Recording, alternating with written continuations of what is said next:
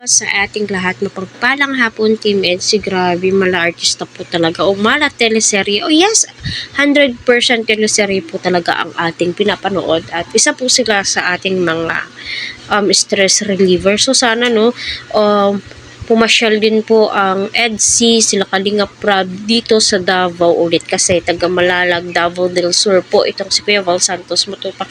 Hope soon pupunta po sila dito kasi kapunta na po sila sa Tagaytay, Palawan, Cebu. I hope next spot na din po ay Davao City.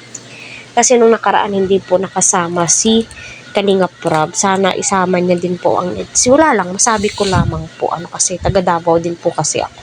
Kahit hindi po ninyo tinatanong.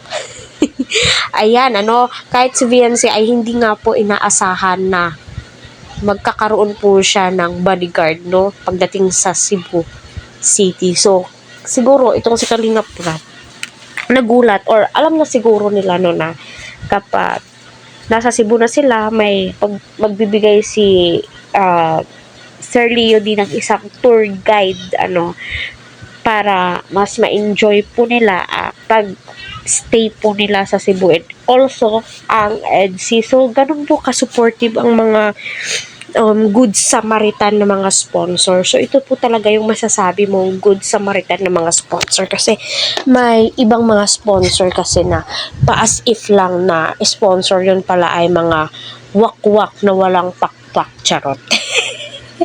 Mga wakwak na walang pakpak, di ba?